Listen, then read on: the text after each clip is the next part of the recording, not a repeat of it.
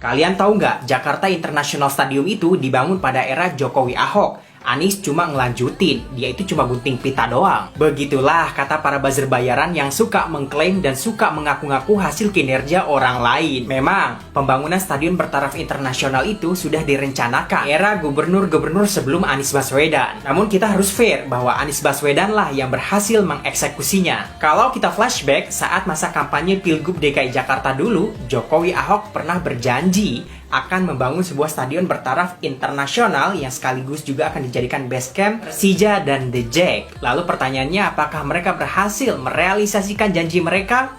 Faktanya tidak. Karena sampai mereka lengser dari jabatan mereka sebagai Gubernur DKI Jakarta, stadion bertaraf internasional yang mereka janjikan itu masih nol. Alasannya bukan karena Jokowi keburu jadi presiden ataupun Ahok keburu di penjara, melainkan pembangunan stadion pada era mereka mengalami kendala yang masih belum terselesaikan. Pada tahun 2016 saja, lokasi JIS itu masih berupa lahan kosong, lahan yang cuma dijadikan pembuangan sampah, bahkan sampahnya aja udah sampai menggunung. Tanah tersebut masih menjadi sengketa antara warga dan perusahaan, masih menjadi rebutan banyak pihak. Dan berikut adalah buktinya. Terus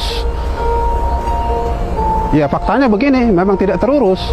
Jadi ya kenyataannya begini, jadi pembuangan sampah adanya. Ini sampah udah menggulung lebih tinggi dari rumah loh itu. Sampah-sampahnya itu. Itu rumah bertingkat di situ udah nggak kelihatan. Jadi lebih tinggi sampah sekarang daripada rumah.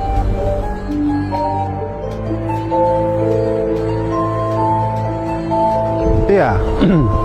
Waktu Jokowi jadi gubernur, Jokowi sendiri sudah turun ke lokasi ini, sudah bikin tiang pancang di sini untuk bangunan itu, bangunan stadion internasional katanya.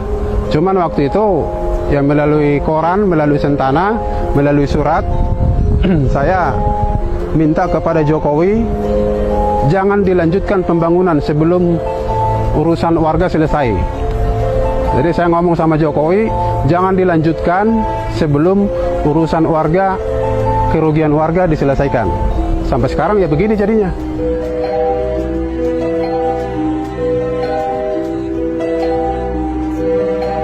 Dan saat Anies menjabat sebagai Gubernur DKI Jakarta, Anies hadir untuk menyelesaikan semua permasalahan itu, untuk menyelesaikan semua sengketa lahan di wilayah JIS saat ini. Hingga akhirnya Jakarta International Stadium berdiri kokoh dan megah. Lantas kemudian bagaimanakah nasib warga yang terdampak pembangunan Jakarta International Stadium ini? Apakah mereka terlantar? Ataukah mereka terlunta-lunta? Tentu tidak, karena mereka, warga yang terdampak pembangunan JIS ini akan dibangunkan Kampung Susun Bayam, dan pembangunan ini ditargetkan selesai pada September 2022.